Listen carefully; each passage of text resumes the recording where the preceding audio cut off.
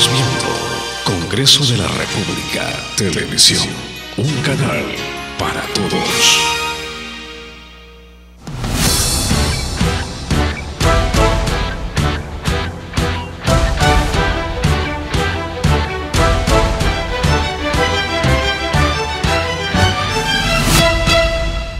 Amigos de Agenda Parlamentaria, ¿cómo están? Bienvenidos a esta nueva edición.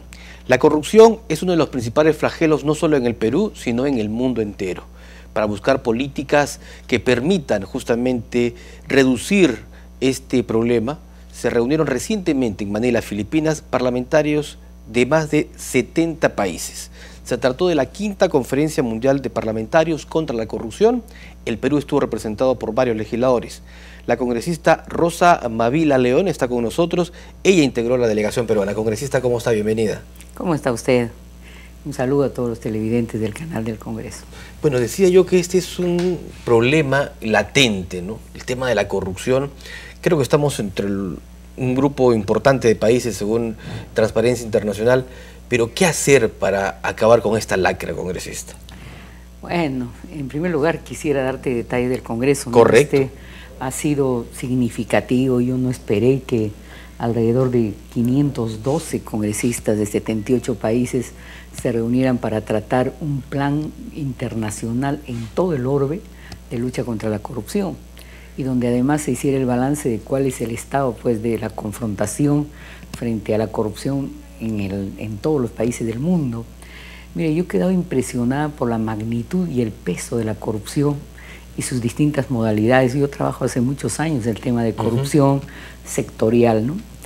Y mira, solo unas cifras, ¿no? Lo que cuesta la corrupción son 1,26 billones al año, billones, ¿eh? A nivel mundial, afectando aproximadamente a 14.000 millones de personas. Y sus modalidades son adquisiciones fraudulentas, procesos de selección ilícitos, tráfico de influencias para la toma de decisiones gubernamentales e incluso legislativas, ¿no es cierto? Una de las estrategias que se vio en el Congreso fue hacer el seguimiento de las huellas legislativas, donde ha habido intereses que no son los intereses del bien común, sino intereses individuales o de otro carácter, temas de crimen organizado interno y transnacional, temas como la vinculación entre la corrupción y el terrorismo, o la trata de personas, temas como todos los mecanismos de defraudación de dineros del Estado, y se vio cómo hay algunos sectores especialmente vulnerables a la corrupción, el bancario, el de defensa en casi todos los países, también telecomunicaciones, construcción e infraestructura, y por eso se planteó, partiendo de una conciencia que me pareció realista, ¿no? Casi todos los parlamentarios del mundo son conscientes del nivel de desprestigio, de deslegitimación que tiene el poder legislativo en nuestras sociedades, y plantean que una estrategia justamente para recuperar legitimidad tiene que ver con hacer un proceso de fiscalización serio, ¿no? O sea, coherente, con pruebas, ¿no? Que demandaría un nuevo encuentro con la población y a nivel cívico. Ahora, un evento que usted nos decía concitó la atención de 78 países, parlamentarios de 78 países, pero contó como expositores a quienes, por ejemplo, congresista. Bueno, habían expositores muy importantes, por ejemplo, la presidenta de Transparencia Internacional, que es, ¿no? El organismo que vela justamente por el tema de corrupción, que hace ese ranking internacional anual, ¿verdad? Claro que sí, y que tocó el tema bien interesante del derecho a la información que tiene el ciudadano común y del peso y significado de la libertad de prensa, y dijo que en regímenes autoritarios la tendencia normal es al secretismo, a que no se conozcan las cosas, a que las leyes sean oscuras. ¿Te acuerdas algunos tiempos dictatoriales en que salían normas de transferencia de presupuesto de sectores, sobre todo al sector defensa e inteligencia, claro, y no se publicaban en el peruano? Y donde decía la presidenta de Transparencia Internacional que la presunción debe ser en contra del secreto y a favor de la divulgación, ¿no? Interesante también ver el tema de lo que se hace a nivel transnacional con los capitales mal habidos, ¿no? Esos capitales que se sacan de un país y se llevan a los centros donde no hay control bancario, ¿no? Los paraísos fiscales. Los paraísos fiscales. Y justamente hoy interesantes iniciativas porque planteaban que en esos paraísos fiscales el dinero mal habido detectado se debe congelar por un banco que podía ser el Banco Mundial, para que la banca paralela que de alguna manera protege o encubre esa transferencia ilícita, ilegal de bienes mal habidos, no pueda utilizar ese patrimonio y también se pueda facilitar el regreso a los estados de capitales mal habidos. Y rescatando la experiencia de África, se decía que a veces, inauditamente, regresan capitales recuperados y nuevamente actores corruptos se apropian de capitales que son recuperados. Y entonces cortar esa secuela de corrupción en lo que concierne al tráfico ilícito del patrimonio del Estado fue una de las estrategias centrales que se aprobó en el evento. Pero usted nos contaba que, digamos, dentro de las explicaciones que se daban, dentro de la agenda que se tenía, estaba esto de las licitaciones, ¿verdad? En donde lamentablemente pareciera ya se ha hecho un hábito que hay un porcentaje para determinados sectores del Estado en toda convocatoria. Sí, oiga, las cifras son que casi en el 30% de los procedimientos de adquisiciones, compras y subastas de todo el mundo se habría institucionalizado el soborno. Y entonces parece que, por ejemplo, en sectores como defensa principalmente, o en logística o en construcciones, el constructor tiene que tabular dentro de su presupuesto la magnitud del soborno que tiene que hacer. Por eso es que hay una campaña transnacional contra el soborno. La OCDE es un órgano mundial contra el soborno. Pero ¿cómo detectar esto? Bueno, yo creo que en primer lugar hay que trabajar en una unidad de inteligencia financiera bien robusta, ¿no? En el Perú, por ejemplo, en vez de fortalecer la unidad de inteligencia financiera, la hemos venido debilitando. Yo creo también que hay que trabajar con agentes encubiertos, que hagan control financiero. Eso sería muy importante, ¿no? Sí, y luego también con una policía especializada, ¿no? El tema de lavado de activos, y ojo, no solo procedente de la droga, sino lavado de activos procedente de todo tipo de actividades ilícitas, hasta de la trata de personas. Parece mentira, últimamente yo he conocido que el dinero mal habido procedente de trata de personas a veces es mayor en términos transnacionales que el dinero procedente del tráfico de drogas, porque la droga se vende y ahí queda el ciclo, entre comillas, mercantil, ¿no es cierto?, o económico. En cambio, una persona, sobre todo si es adolescente o mujer joven, puede venderse 3, 4 veces, y ahí de por medio ya está un tema de dignidad humana, ¿no?, que nos enfrenta a circunstancias de esclavitud, ¿no? Y entonces yo creo que ha sido bien importante la presencia nuestra en el evento, porque además nos permite ver que el enfoque de la lucha contra la corrupción no debe ser solo el cumplimiento de la Convención de Naciones Unidas, porque en términos normativos la verdad estamos bien, tenemos ley de transparencia, etcétera, ¿no? Pero el otro lado de la medalla es cuánto se expresan esas normas en políticas públicas o cuánto se expresa ese paradigma normativo en políticas específicas de lucha contra la corrupción, o cuánto de diagnóstico tenemos de malas prácticas, por ejemplo en el Congreso. Mira, una idea importante que me pareció para reflexionar es la necesidad de un auditor que no dependa de la presidencia, ni de las autoridades del Congreso, ni tampoco del Poder Ejecutivo. ¿Ni de Contraloría? Ni de Contraloría, que sea autónomo, y que sea absolutamente profesional, que ingrese por concurso público. ¿Y quién le pagaría? Y le pagaría el Estado. El Estado. ¿No? Y ese auditor debería controlar los gastos del Congreso de la República, cuánto se gasta, en qué se gasta, para qué se gasta, quién gasta, si se rinde cuentas o no. Otro tema interesante que salió en el evento es el de cuánto gastan los candidatos al Congreso de la República, porque tú sabes, querido amigo, que hay una tremenda desigualdad. No quiero polemizar, pero hay quienes cobran un sol en este Parlamento y llenan de afiches la ciudad, porque obviamente tienen muchísimo patrimonio, y hay otros que no tenemos ese estándar, y en realidad en una genuina democracia, en una democracia emergente, como se decía en el evento, hay que dar pues condiciones de igualdad y de probidad a la lucha política, y entonces en algunos países se está explorando normatividad para poner un tope de gasto, ¿no es cierto?, en las campañas electorales, y hasta para que el Estado financie un mínimo de gasto a los candidatos para que puedan competir en un mínimo de igualdad de lucha política.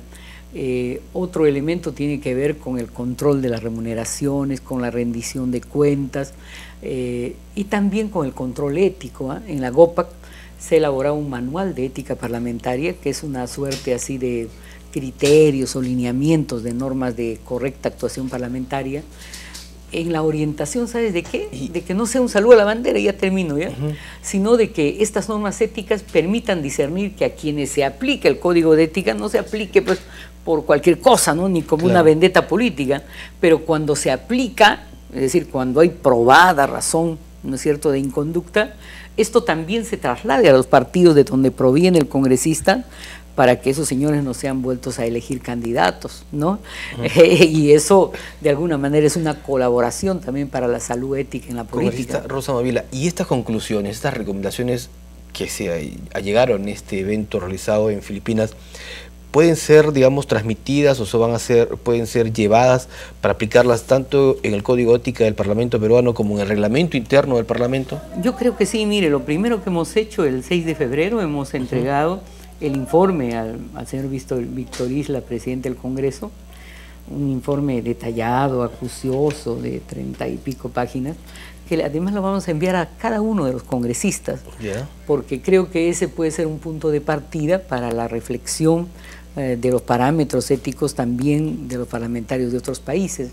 La GOPAC es una institucionalidad que tiene grupos de trabajo mundial sobre la aplicación de la Convención contra la Corrupción en el orbe, sobre ética parlamentaria, sobre fiscalización y control y rendición de cuentas, entre otros ámbitos de trabajo. Y en la GOPAC también existe una comisión de mujeres orientada a, de alguna manera, discernir el rol de las mujeres congresistas en la lucha contra la corrupción. Yo pienso que aquí hay una serie de variables para poder seguir trabajando de modo tal de que estos viajes no sean pues un viaje de turismo, ¿no?, sino tengan un efecto en la vida parlamentaria y de alguna manera apuesten a lavar la cara del Parlamento, que tiene que tener, reforzando tareas de fiscalización, y también a levantar una política de principios en el quehacer cotidiano parlamentario, ¿no?, que no ponga por delante pues la política criolla, sino una política de servicio que apueste a buenos líderes, buenos gobiernos y buenos congresistas. Así como, digamos, el tema de corrupción es uno de los problemas más latentes en el Perú, hay otro también que me gustaría conversar con usted, porque usted domina el tema aparte, es el de la inseguridad y la criminalidad organizada, que pareciera también se está institucionalizando en el país, pese a todos los esfuerzos y normatividad que se da. Hace contadas horas o días, por ejemplo, hubo un asalto en Ocoña y otro frente a una institución policial, en una notaría, que lamentablemente dejó muertos. En ese aspecto quería preguntarle, congresista, ¿cómo enfrentar? Hay quienes dicen leyes más drásticas, pero creo que tenemos las leyes más severas. ¿Qué nos está pasando? ¿Por qué esta reacción tan lenta y tan débil? Yo creo que falta una coordinación interinstitucional para enfrentar la criminalidad organizada. Yo creo que la ilusión del incremento de la pena es eso, una ilusión, porque si fuera por el incremento de pena, desde el secuestro del doctor Mariano Querol, recuerda que fue hace, ¿no?, que se elevó a cadena perpetua la problemática del secuestro extorsivo, ya no habría pues secuestro, sería mínimo, y así vemos que se está incrementando y hay modalidades de secuestro varias, ahora hay hasta secuestro al paso, ¿no? Ayer un niño fue dirigido para matar a una persona, dirigido desde la prisión por un pariente en la selva, ¿no? Y entonces, ¿qué hacer frente a la criminalidad organizada? Yo creo, en primer lugar, que este es un asunto que hay que trabajar con finura, no a la diabla, ¿no? Y cuando digo con finura, en primer lugar yo creo que hay que levantar criterios de especialización. Habría que ver cuánto se está apoyando a la policía especializada. Alguna vez yo tuve vínculos con el general Hernaní cuando él era director de secuestros, y ahí había un trabajo de una policía especializada, y después la propia policía, algunos de los operadores me dieron cuenta que los estaban sacando a la calle porque hay que reforzar presencia urbana. No es así. Las habilidades y destrezas de detección y seguimiento de las bandas de criminalidad son eso, experticia, Y eso es una policía que tiene que estar formada no solo interna, sino transnacionalmente. Ahora, estos crímenes... Por ejemplo, agentes encubiertos, oiga, eso es importantísimo. Buena parte de la lucha contra los terroristas se hizo por agentes encubiertos, ¿no? Hay un excelente libro de Gonzalo Portocarrero que está corriendo. Recuerde que los terroristas fueron a protestar el día de la presentación de este libro, que nos demuestra cómo una de las posibilidades de centralización de fuentes y de datos tuvo que ver con una policía especializada y agentes encubiertos. Ahora, muchos de estos crímenes, secuestros, nacen en los penales, y pese a que ya hay una ley que prohíbe armas, que prohíbe celulares en los penales, pues lamentablemente esto sigue ocurriendo, congresista. Bueno, yo escuchaba hace poco le dije a mi amigo Wilfredo Pedraza cuánto de inteligencia está avanzándose en los penales. Inteligencia, o sea, la inteligencia no solo se hace por operadores penitenciarios, sino también con internos, ¿no es cierto? Y el nivel de seguimiento de las bandas en Piedras Gordas, en Castro Castro, en Lurigancho, es un trabajo que debe hacerse con suficiencia, con profesionalismo. Pero el bloqueo de celulares parece que no es la solución, ¿verdad? Mire, es un ámbito de trabajo. Ya hay una norma que criminaliza hasta al empleado del INPE que ingresa, ¿no? Pero siempre ingresan, oiga, siempre ingresan. Mame me decía a mí, ay tía, por más que me quites celulares, yo voy a pagar y voy a tener celular. O sea, eso cuando era jefa del INPE. Claro, de hecho hay una corrupción institucionalizada en este ámbito. Mire, yo creo que hay soluciones nuevas que habría que explorar. El presidente del INPE, el doctor Pérez Guadalupe, me decía que, por ejemplo, había la posibilidad de un convenio con una empresa telefónica que gratuitamente estaba planteando instalar teléfonos públicos en las cárceles más de mayor población del país. Estamos hablando de Lurigancho, Castro Castro, etc.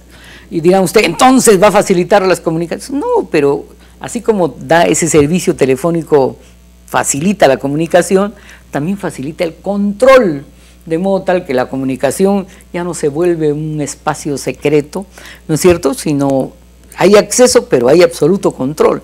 Y también hay la posibilidad de cortar en el momento que corresponda a una política penitenciaria, el cortar esa comunicación. Claro, podrían ser escuchadas, no necesariamente tendrían que ser escuchadas, pero haciendo un seguimiento político-criminal de las relaciones de las bandas de criminalidad adentro y afuera, se podría, ¿no? Y se evitaría, y sí, absolutamente todo ingreso de todo medio de comunicación. Mire, se conoce que hay hasta celulares satelitales, sí, pues. Satelitales, señor, que son carísimos, ¿no? Y que serían de poder de altos mafiosos o de gente de alto poder patrimonial, que no lo guardan pues en su celda, estimado amigo, ¿no? Lo hacen guardar a lo que llaman sus burros, ¿no? Y entonces si usted busca en su celda jamás la va a encontrar. Correcto. Bueno. Congresista Rosa Movil, ha sido un gusto conversar con usted. Lamentablemente el tiempo es tan corto que nos pero hay que hablar más, pues hay que hablar más. Volveremos a conversar pronto. Por ejemplo, entonces, sobre infracción juvenil, yo estoy en absoluto desacuerdo de eso de aumentar penas o rebajar la pena. No, porque los infractores juveniles que se traten en medio abierto no reinciden, y lo podré probar estadísticamente. A raíz del caso Gringallo, ¿no? Hay muchos que reclamaban inclusive que debiera un penal ya para adultos y no estar en Paranguita. Pero si usted va, por ejemplo, al SOA, al Centro de Tratamiento Abierto Juvenil, que dirige el señor Eguiguren, no el que fue ministro, sino su hermano, se va a dar cuenta que el porcentaje de reincidencia de esos jóvenes que son tratados en medio abierto es ínfimo. Entonces, más bien hay que proyectar esos centros de tratamiento abierto, hay que darles alternativa ocupacional. Y en el caso de gentes como Gringallo hay que hacer una política especializada, pero esa no puede ser la política para la infracción adolescente. Correcto. Muchas gracias, congresista Rosa Movila León, por estar con nosotros, y por supuesto volveremos a conversar pronto. ¿Qué le parece para seguir analizando estos temas que usted conoce? Muchas gracias. La congresista Rosa Movila estuvo aquí en Agenda Parlamentaria por el canal del Congreso.